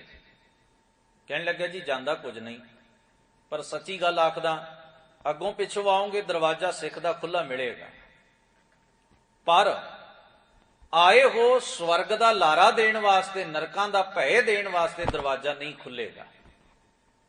ਜੋਗੀ ਨੂੰ ਇੱਕਦਮ ਮਨ ਨੂੰ ਜਿਵੇਂ ਕਿਸੇ ਚੀਜ਼ ਦਾ ਝਟਕਾ ਵੱਜਦਾ ਹੈ। ਕਹਿਣ ਲੱਗਾ ਵੀ ਕਮਾਲ ਦਾ ਬੰਦਾ, ਦੁਨੀਆ ਦੇ ਅੰਦਰ ਜਿੰਨੇ ਵੀ ਲੋਕ ਧਰਮ ਕਮਾ ਰਹੇ ਨੇ, ਸਵਰਗ ਵਾਸਤੇ ਕਰ ਰਹੇ ਨੇ, ਮੁਕਤੀ ਵਾਸਤੇ ਕਰ ਰਹੇ ਨੇ, ਨਰਕਾਂ ਤੋਂ ਬਚਣ ਲਈ ਕਰ ਰਹੇ ਨੇ। ਇਹ ਕਿਹੋ ਜਿਹਾ ਬੰਦਾ ਹੈ ਜਿਹਨੂੰ ਸਵਰਗ ਦਾ ਵੀ ਕੋਈ ਲਾਰਾ ਦੇ ਦਿੱਤਾ ਜਾਏ, ਕੋਈ ਅਸਰ ਨਹੀਂ, ਨਰਕ ਦੇ ਭੈ ਦਾ ਕੋਈ ਅਸਰ ਨਹੀਂ। ਕਿਉਂਕਿ ਗੁਰੂ ਨੇ ਇੱਕ ਗੱਲ ਸਿੱਖ ਦੇ ਜ਼ਿਹਨ ਨਸ਼ੀਨ ਕੀਤੀ ਏ, ਸਿਖਾਈ ਏ, ਸੁਰਗ ਬਾਸ ਨਾ ਬਾਂਛੀਐ ਡਰੀਐ ਨਾ ਨਰਕ ਨਿਵਾਸ, ਹੋਣਾ ਹੈ ਸੋ ਹੋਈ ਹੈ ਮਨੈ ਨਾ ਕੀਜੈ ਆਸ। ਨਾ ਸੁਰਗ ਦੀ ਇੱਛਾ ਹੈ ਨਾ ਨਰਕ ਦਾ ਡਰ ਹੈ। ਕਹਿਣ ਲੱਗਿਆ ਹੁਣ ਦਰਵਾਜ਼ਾ ਖੋਲ, ਦਰਸ਼ਨ ਮੈਂ ਤੈਨੂੰ ਨਹੀਂ ਦੇਣੇ, ਤੇਰੇ ਦਰਸ਼ਨ ਮੈਂ ਕਰਨੇ ਨੇ। ਕਹਿਣ ਲੱਗਾ ਜੀ ਮੇਰੇ ਦਰਸ਼ਨ ਕਰਕੇ ਕੀ ਕਰੋਗੇ? ਮੇਰੇ ਮੂੰਹ ਨੂੰ ਵੇਖਣ ਨਾਲ ਤੁਹਾਡਾ ਜੀਵਨ ਨਹੀਂ ਸਵਰ ਜਾਣਾ। ਕਹਿਣ ਲੱਗਿਆ ਨਹੀਂ, ਮੈਂ ਵੇਖਣਾ ਚਾਹੁੰਦਾ ਜਿਹੜਾ ਸਿੱਖ ਇੰਨਾ ਮਜ਼ਬੂਤ ਇਰਾਦੇ ਦਾ ਹੈ, ਲੋਭ ਤੇ ਲਾਲਚ ਤੋਂ, ਡਰ ਤੇ ਭੈ ਤੋਂ ਇੰਨਾ ਉੱਪਰ ਉੱਠਿਆ ਹੋਇਆ ਹੈ, ਜਿਹਦੀ ਜ਼ਿੰਦਗੀ 'ਚ ਸਹੀ ਮਾਇਨਿਆਂ ਵਿੱਚ ਗੁਰਮੁਖਤਾਈ ਵਾਲਾ ਸਚਿਆਰੇ ਜ਼ਿੰਦਗੀ ਦੀ ਝਲਕ ਹੈ। ਮੈਂ ਵੇਖਣਾ ਚਾਹੁੰਦਾ ਜਿਹੜਾ ਗੁਰਸਿੱਖ ਐਸਾ ਹੈ, ਉਹਦਾ ਗੁਰੂ ਕੈਸਾ ਹੋਏਗਾ, ਉਹਨੂੰ ਘੜਨ ਵਾਲਾ। ਬੰਦਾ ਸੰਸਾਰ 'ਚ ਲਾਲਚ ਤੋਂ ਬਿਨਾਂ ਕੱਖ ਨਹੀਂ ਕਰਦਾ, ਡਰ ਤੋਂ ਬਿਨਾਂ ਕੱਖ ਨਹੀਂ ਕਰਦਾ। ਇਹ ਮਨੁੱਖ ਨੂੰ ਕਾਬੂ ਰੱਖਣ ਦੇ ਹਥਿਆਰ ਨੇ ਦੋਵੇਂ। ਲਾਲਚ ਦਿਓ ਕਾਬੂ 'ਚ ਰਹੇਗਾ, ਡਰ ਦਿਓ ਕਾਬੂ 'ਚ ਰਹੇਗਾ। ਪਰ ਤੂੰ ਕੈਸਾ ਜਿਹਦੇ ਉੱਤੇ ਨਾ ਲਾਲਚ ਅਸਰ ਕਰਦਾ ਹੈ, ਨਾ ਡਰ ਅਸਰ ਕਰਦਾ ਹੈ। ਧਨ ਹੈ ਤੂੰ ਤੇ ਧਨ ਹੈ ਤੇਰਾ ਗੁਰੂ, ਜਿਸ ਨੇ ਤੈਨੂੰ ਇਹੋ ਜਿਹਾ ਜੀਵਨ ਬਖਸ਼ਿਸ਼ ਕੀਤਾ ਹੈ। ਹੁਣ ਗੌਰ ਕਰਨਾ, ਮੂਰਤੀ ਨੂੰ ਘੜਨ ਵਿੱਚ ਤੇ ਜਿਉਂਦੇ ਜਾਗਦੇ ਬੰਦੇ ਨੂੰ ਘੜਨ ਵਿੱਚ ਬੜਾ ਅੰਤਰ ਹੈ। ਮੂਰਤੀ ਨਾ ਨੁਕਰ ਨਹੀਂ ਕਰਦੀ, ਦਿਲ ਖੋਲ ਕੇ ਉਹਦੇ ਤੇ ਆਪਣਾ ਹੁਨਰ ਅਜਮਾਇਆ ਜਾ ਸਕਦਾ ਹੈ। ਬੰਦਾ ਹੁਨਰਮੰਦ ਹੋਵੇ ਤੇ ਬੇਢੰਗੇ ਪੱਥਰ ਨੂੰ ਸੋਹਣਾ ਘੜ ਸਕਦਾ ਹੈ। ਪੱਥਰ ਨੇ ਕਿਹੜਾ ਨਾ ਨੁਕਰ ਕਰਨੀ ਹੈ। ਪਰ ਇਨਸਾਨ ਨੂੰ ਘੜਨਾ ਬੜਾ ਕਠਿਨ ਹੈ, ਕਿਉਂਕਿ ਇਨਸਾਨ ਦੇ ਕੋਲ ਆਰਗੂਮੈਂਟ ਬਹੁਤ ਨੇ, ਦਲੀਲਾਂ ਬਹੁਤ ਨੇ, ਤਰਕ ਵਿਤਰਕ ਬਹੁਤ ਨੇ। ਮਨੁੱਖ ਦੇ ਪੱਲੇ ਬਹਾਨੇ ਬਹੁਤ ਨੇ। ਮਨੁੱਖ ਦੇ ਕੋਲ ਬੜਾ ਕੁਝ ਹੈ ਕਹਿਣ ਵਾਸਤੇ, ਇਹਨੂੰ ਘੜਨਾ ਹੋਰ ਵੀ ਔਖਾ ਹੈ। ਤੇ ਗੁਰੂ ਦਾ ਰੁਤਬਾ ਹੋਰ ਵੀ ਉਚੇਰਾ ਹੋ ਜਾਂਦਾ ਹੈ, ਕਿਉਂਕਿ ਗੁਰੂ ਕਿਸੇ ਬੇਜਾਨ ਪੱਥਰ ਨੂੰ ਨਹੀਂ ਘੜਦਾ, ਗੁਰੂ ਜਿਉਂਦੇ ਜਾਗਦੇ ਇਨਸਾਨ ਨੂੰ ਘੜਦਾ ਹੈ। ਗੁਰੂ ਦਾ ਕੰਮ ਕਿੰਨਾ ਔਖਾ ਹੈ, ਕਿੰਨਾ ਕਠਿਨ ਹੈ। ਇਸ ਕਰਕੇ ਹੀ ਤਾਂ ਬਾਣੀ ਦੇ ਅੰਦਰ ਕਿਹਾ ਗਿਆ, ਹੇ ਗੁਰੂ ਤੂੰ ਮੇਰੇ ਲਈ ਰੱਬ ਵਰਗਾ ਹੈ। ਤੇਰੇ 'ਚ ਇੰਨੀ ਸਮਰੱਥਾ ਹੈ, ਤੇਰੇ 'ਚ ਇੰਨਾ ਬਰਦਾਸ਼ਤ ਦਾ ਮੱਧ ਹੈ ਵੀ ਜਿਹਦੇ ਜੀਵਨ ਤੂੰ ਘੜਨੇ ਹੁੰਦੇ ਨੇ, ਉਹਦੀਆਂ ਨਾਰਾਜ਼ਗੀਆਂ ਵੀ ਤੈਨੂੰ ਸਹਿਣੀਆਂ ਪੈਂਦੀਆਂ ਨੇ। ਫਿਰ ਵੀ ਤੂੰ ਨਿਰਵੈਰ ਹੋ ਕੇ, ਫਿਰ ਵੀ ਤੂੰ ਨਿਰਭਉ ਹੋ ਕੇ, ਫਿਰ ਵੀ ਤੂੰ ਆਪਣਾ ਆਪ ਸਾਵਾਂ ਰੱਖ ਕੇ, ਦਇਆ ਤੇ ਤਰਸ ਦਾ ਘਰ ਬਣ ਕੇ ਤੂੰ ਹਰ ਇੱਕ ਦੇ ਜੀਵਨ ਦੀ ਗੰਦਗੀ ਨੂੰ ਧੋਂਦਾ ਰਹਿਣਾ। ਸਤਿਗੁਰ ਸਿੱਖ ਕੀ ਦੁਰਮਤ ਮਲ ਹਿਰੈ, ਗੁਰ ਬਚਨੀ ਹਰ ਨਾਮ ਉਚਰੈ। ਸਤਿਗੁਰ ਸਿੱਖ ਕੇ ਬੰਧਨ ਕਾਟੈ, ਗੁਰ ਕਾ ਸਿੱਖ ਬੇਕਾਰ ਤੇ ਹਟੈ। ਗੁਰੂ ਮਹਾਰਾਜ ਆਖਦੇ ਨੇ, ਜਿਵੇਂ ਉਹ ਨਿਰਵੈਰ ਹੈ, ਇਹ ਨਿਰਵੈਰਤਾ ਦਾ ਗੁਣ ਗੁਰੂ ਦੇ ਵਿੱਚ ਹੈ। ਸਤਿਗੁਰ ਅੰਦਰੋਂ ਨਿਰਵੈਰ ਹੈ, ਸਭ ਦੇਖੈ ਬ੍ਰਹਮ ਇੱਕ ਸੋਏ। ਤੇ ਜਿਸ ਨੇ ਗੁਰੂ ਨਾਲ ਬਣਾਉਣੀ ਹੈ, ਰੱਬ ਨਾਲ ਬਣਾਉਣੀ ਹੈ, ਉਹ ਵੀ ਆਪਣੇ ਅੰਦਰ ਵੈਸਾ ਹੀ ਸੁਭਾਅ ਪੈਦਾ ਕਰੇ, ਤਾਂ ਕਿਤੇ ਜਾ ਕੇ ਉਹ ਰੱਬ ਵਰਗਾ ਬਣਦਾ ਹੈ, ਗੁਰੂ ਵਰਗਾ ਬਣਦਾ ਹੈ। ਗੁਰੂ ਸਾਹਿਬ ਆਖਦੇ ਨੇ ਅਗਲੇਰੀ ਪੰਕਤੀ ਦੇ ਅੰਦਰ, ਜਨਮ ਮਰਨ ਨਹੀਂ ਧੰਦਾ ਧੈਰ। ਉਹ ਅਕਾਲ ਪੁਰਖ ਵਾਹਿਗੁਰੂ ਨਾ ਜਨਮਦਾ ਤੇ ਜਿੱਥੇ ਜਨਮ ਨਹੀਂ ਉੱਥੇ ਮੌਤ ਵੀ ਨਹੀਂ। ਜੋ ਜਨਮ ਹੈ ਸੋ ਜਨਮ ਹੁਆ, ਮਰੇਗਾ ਤੇ ਉਹ ਜਿਹਨੇ ਜਨਮ ਲਿਆ। ਭੱਜਣਾ ਤੇ ਉਹਨੇ ਹੈ ਜਿਹੜਾ ਘੜਿਆ ਗਿਆ, ਢੱਠਣਾ ਤੇ ਉਹਨੇ ਹੈ ਜਿਹੜਾ ਉਸਰਿਆ ਹੈ, ਜਿਹੜਾ ਬਣਾਇਆ ਗਿਆ ਖਤਮ ਵੀ ਉਹਨੇ ਹੋਣਾ ਹੈ। ਤੇ ਜਿਹੜਾ ਜਨਮਿਆ ਹੀ ਨਹੀਂ, ਉਹਦੇ ਮਰਨ ਦਾ ਸਵਾਲ ਹੀ ਕਿੱਥੋਂ ਪੈਦਾ ਹੁੰਦਾ। ਮਰਨ ਮੌਤ ਤੇ ਉੱਥੇ ਹੈ ਜਿੱਥੇ ਜਨਮ ਹੈ। ਗੁਰੂ ਸਾਹਿਬ ਆਖਦੇ ਨੇ, ਹੇ ਵਾਹਿਗੁਰੂ ਨਾ ਤੇਰਾ ਜਨਮ ਹੈ ਤੇ ਜਿੱਥੇ ਜਨਮ ਨਹੀਂ ਉੱਥੇ ਮੌਤ ਵੀ ਨਹੀਂ। ਇਸੇ ਕਰਕੇ ਭਗਤ ਕਬੀਰ ਸਾਹਿਬ ਨੇ ਆਪਣੀ ਬਾਣੀ ਦੇ ਵਿੱਚ ਆਖਿਆ, ਕਹਿਣ ਲੱਗੇ, ਉਸ ਅਕਾਲ ਪੁਰਖ ਵਾਹਿਗੁਰੂ ਦਾ ਕਬੀਰ ਕੋ ਸੁਆਮੀ ਐਸੋ ਠਾਕੁਰ ਜਾ ਕੇ ਮਾਈ ਨਾ ਬਾਪੋਰੇ। ਨਾ ਉਹਦਾ ਕੋਈ ਬਾਪ ਹੈ ਤੇ ਨਾ ਉਹਦੀ ਕੋਈ ਮਾਂ ਹੈ, ਨਾ ਉਹ ਕਿਸੇ ਕੁੱਖ ਤੋਂ ਜਨਮ ਲੈਂਦਾ, ਨਾ ਉਹਦਾ ਕੋਈ ਰੂਪ ਹੈ, ਨਾ ਰੰਗ ਹੈ, ਨਾ ਬਣਾਵਟ ਹੈ, ਨਾ ਉਹਨੂੰ ਘੜਿਆ ਜਾ ਸਕਦਾ, ਨਾ ਥਾਪਿਆ ਨਾ ਬਣਾਇਆ। ਥਾਪਿਆ ਨਾ ਜਾਏ, ਕੀਤਾ ਨਾ ਹੋਏ, ਆਪੇ ਆਪ ਨਿਰੰਜਨ ਸੋਏ। ਤੋ ਜਿਨ੍ਹਾਂ ਥਾਪ ਲਏ ਨੇ ਉਹ ਭੁਲੇਖੇ ਦੇ ਸ਼ਿਕਾਰ ਨੇ। ਗੁਰੂ ਕਹਿੰਦੇ ਨੇ, ਸੋ ਮੁਖ ਜਲੋ ਜਿਤ ਕਹੇ ਠਾਕੁਰ ਜੋਨੀ। ਸੋ ਗੁਰੂ ਦਾਤਾਰ ਜੀ ਆਖਦੇ ਨੇ, ਨਾ ਉਹਨੂੰ ਸੰਸਾਰ ਦੇ ਜੰਜਾਲ ਪਾਉਂਦੇ ਨੇ ਤੇ ਨਾ ਉਹਦੇ ਅੰਦਰ ਭਟਕਣਾ, ਉਹ ਸ਼ਾਂਤ ਹੈ। ਜੋ ਦੀਸੈ ਸੋ ਆਪੇ ਆਪ, ਆਪ ਉਪਾਏ ਆਪੇ ਘਟ ਥਾਪ। ਜਿਸ ਪਾਸੇ ਵੀ ਮਨੁੱਖ ਗੁਰੂ ਦੀ ਬਖਸ਼ੀ ਹੋਈ ਨਜ਼ਰ ਨਾਲ, ਗੁਰੂ ਦੇ ਮਤਵ ਦੇ ਦ੍ਰਿਸ਼ਟੀਕੋਣ ਨਾਲ ਵੇਖੇ, ਨਜ਼ਰੀਆ ਹੈ ਨਾ ਆਪਣਾ ਆਪਣਾ। ਕਿਸੇ ਨੂੰ ਕਿਸੇ ਚੋਂ ਵੈਰੀ ਨਜ਼ਰ ਆਉਂਦਾ ਹੈ ਤੇ ਕਿਸੇ ਨੂੰ ਕਿਸੇ ਚੋਂ ਮਿੱਤਰ ਨਜ਼ਰ ਆਉਂਦਾ, ਇਹ ਨਜ਼ਰੀਆ। ਇਹ ਆਪਣੇ ਤੱਕਣ ਦੀ ਗੱਲ, ਜੋ ਸਾਡੇ ਅੰਦਰ ਉਹ ਸਾਨੂੰ ਬਾਹਰ ਦਿਸਦਾ। ਸਾਡੀ ਅੱਖ ਉਹ ਵੇਂਦੀ ਹੈ ਜੋ ਅਸੀਂ ਅੰਦਰੋਂ ਵੇਖਣਾ ਚਾਹੁੰਦੇ। ਉਹੀ ਆਦਮੀ ਜਿਹੜਾ ਕੱਲ ਸਾਨੂੰ ਵੈਰੀ ਨਜ਼ਰ ਆਉਂਦਾ, ਅੱਜ ਮਿੱਤਰ ਵੀ ਨਜ਼ਰ ਆ ਸਕਦਾ, ਕਿਉਂਕਿ ਤੁਹਾਡੇ ਅੰਦਰ ਦੇ ਜਦੋਂ ਖਿਆਲ ਬਦਲ ਜਾਣ, ਵਿਹਾਰ ਬਦਲ ਜਾਏ, ਉਹੋ ਹੀ ਵੈਰੀ ਮਿੱਤਰ ਤੇ ਉਹੋ ਹੀ ਮਿੱਤਰ ਵੈਰੀ ਨਜ਼ਰ ਆਉਂਦਾ ਹੈ। ਉਹੋ ਹੀ ਬੁਰਾ ਚੰਗਾ ਤੇ ਚੰਗਾ ਬੁਰਾ ਨਜ਼ਰ ਆਉਂਦਾ ਹੈ। ਇਹਦਾ ਭਾਵ ਹੈ ਵੀ ਸਾਡੀ ਅੱਖ ਜੋ ਬਾਹਰ ਵੇਖਦੀ ਏ ਉਹ ਕੀ ਹੈ, ਇਹ ਫੈਸਲਾ ਸਾਡੀ ਸੁਰਤ ਨੇ ਕਰਨਾ ਹੈ ਵੀ ਉਹ ਕੀ ਹੈ। ਜੋ ਮੈਂ ਵੇਖਿਆ ਉਹ ਚੰਗਾ ਹੈ ਕਿ ਮਾੜਾ ਹੈ। ਸਾਰੀ ਦੁਨੀਆ ਨੂੰ ਨਜ਼ਰ ਆਉਂਦਾ ਹੈ ਵੀ ਆਹ ਭੂਮੀਏ ਚੋਰ ਵਰਗੇ ਢੀਠ ਬੰਦੇ ਨੂੰ ਕੋਈ ਨਹੀਂ ਬਦਲ ਸਕਦਾ, ਇਹ ਤਾਂ ਬੁਰਾ ਹੈ, ਗੰਦਗੀ ਦਾ ਢੇਰ ਹੈ। ਨੇਕ ਬੰਦੇ ਇਹਦੇ ਕੋਲ ਕਿਉਂ ਜਾਣ? ਗੁਰੂ ਨਾਨਕ ਮਹਾਰਾਜ ਵੇਖਦੇ ਹੈ ਤੇ ਬੰਦਾ ਹੀ ਨਾ, ਜੇ ਬੰਦਾ ਵਿਗੜ ਸਕਦਾ ਹੈ ਤੇ ਹੋ ਸਕਦਾ ਹੈ ਸਬਰ ਵੀ ਜਾਏ, ਯਤਨ ਤੇ ਕਰਨਾ ਚਾਹੀਦਾ ਹੈ ਨਾ। ਬਸ ਇਹ ਫਰਕ ਹੈ।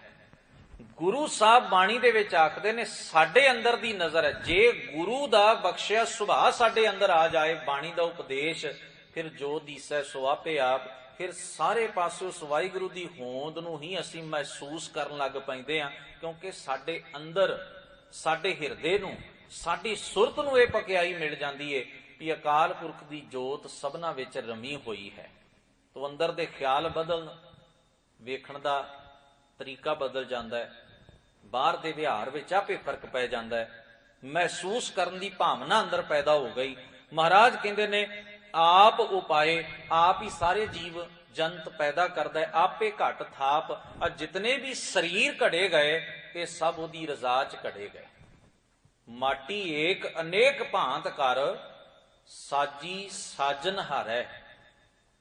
ਸਭ ਦੀ ਇੱਕੋ ਮਿੱਟੀ ਹੈ ਔਰ ਇਸ ਮਿੱਟੀ ਦੇ ਨਾਲ ਬਣਾਏ ਗਏ ਨੇ ਇਹ, ਭਾਵ ਇਸ ਕੁਦਰਤ ਦੇ ਮਟੀਰੀਅਲ ਨਾਲ ਇਹ ਜਿਸਮ, ਇਹ ਸਰੀਰ, ਇਹ ਜੀਵਨ ਘੜੇ ਗਏ। ਮਹਾਰਾਜ ਜੀ ਆਖਦੇ ਨੇ ਆਪ ਅਗੋਚਰ।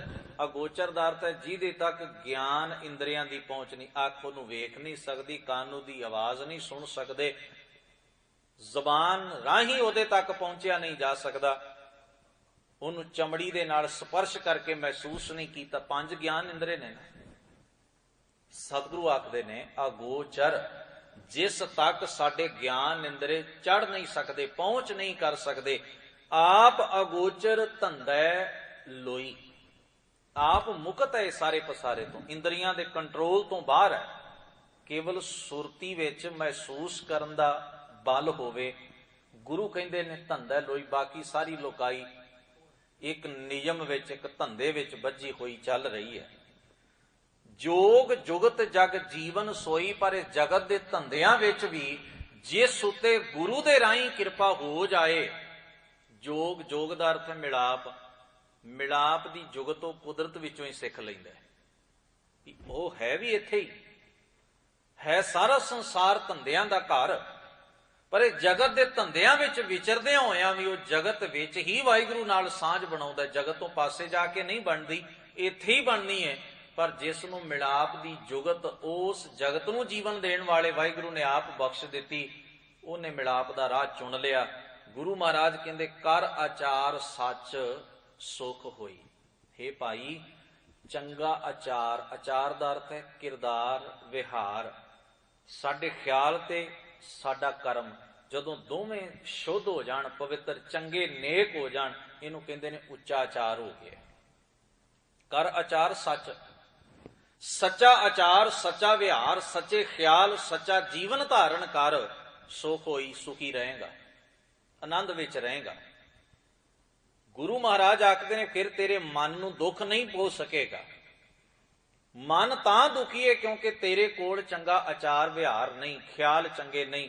ਮਨ ਨੂੰ ਦੁਖੀ ਕਰਨ ਦਾ ਮਟੀਰੀਅਲ ਹੀ ਇਕੱਠਾ ਕਰਦਾ ਰਹਿਣਾ ਤੇ ਦੁਖੀ ਹੋਣਾ। ਜੋ ਇਕੱਠਾ ਕੀਤਾ ਉਹਦੇ ਮੁਤਾਬਕ ਹੀ ਚੱਲੇਗਾ ਨਾ। ਜਿਹੜਾ ਹੁਣ ਬੰਦਾ ਖੁਰਾਕ ਹੀ ਮਾੜੀ ਖਾਏ ਤੇ ਸਰੀਰ ਰੋਗੀ ਨਾ ਹੋਵੇ ਤੇ ਹੋਰ ਕੀ ਹੋਵੇ।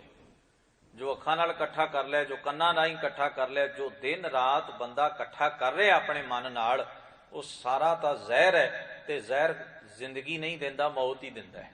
ਤੇ ਲੋਕ ਕਹਿੰਦੇ ਨੇ ਅਸੀਂ ਬੜੇ ਦੁਖੀ ਹਾਂ, ਪਾਂਧਿਆਂ ਨੂੰ ਪੁੱਛਦੇ ਨੇ, ਬਾਬਿਆਂ ਨੂੰ ਪੁੱਛਦੇ ਨੇ, ਔਰ ਧਾਰਮਿਕ ਲਾਈਨ ਦੇ ਬੰਦਿਆਂ ਕੋਲ ਜਾ ਕੇ ਹਾਜ਼ਰੀ ਵੀ ਸਾਨੂੰ ਸੁਖੀ ਕਰੋ। ਕਿਵੇਂ? ਉਹ ਤਾਂ ਆਪ ਵਿਚਾਰੇ ਦੁਖੀ ਨੇ, ਉਹ ਤਾਂ ਆਪ ਵੀ ਪਰੇਸ਼ਾਨ ਨੇ।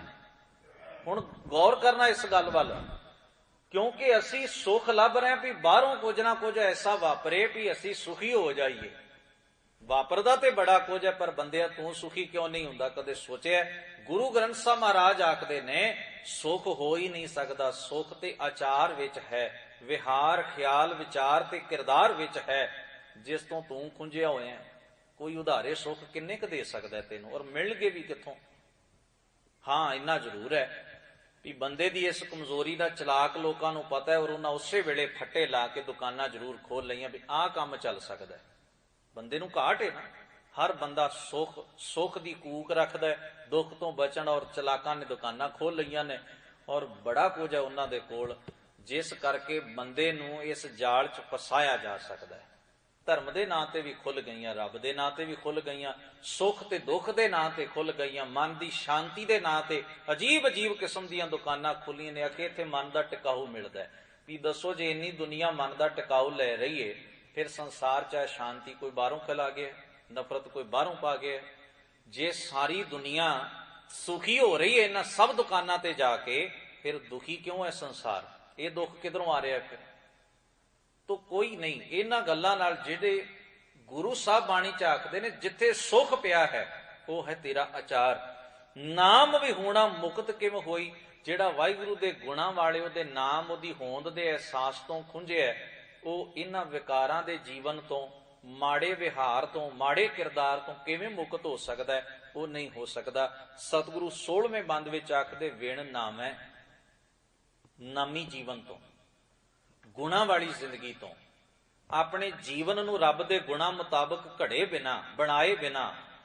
ਸਤਿਗੁਰੂ ਆਖਦੇ, ਵਿਰੋਧ ਸਰੀਰ, ਸਾਡੇ ਆ ਗਿਆਨ ਇੰਦਰੀ ਸਾਡੇ ਆਤਮਿਕ ਜੀਵਨ ਨੂੰ ਤਬਾਹ ਕਰਦੇ ਨੇ, ਵਿਰੋਧ ਵਿੱਚ ਖਲੋ ਜਾਂਦੇ ਨੇ।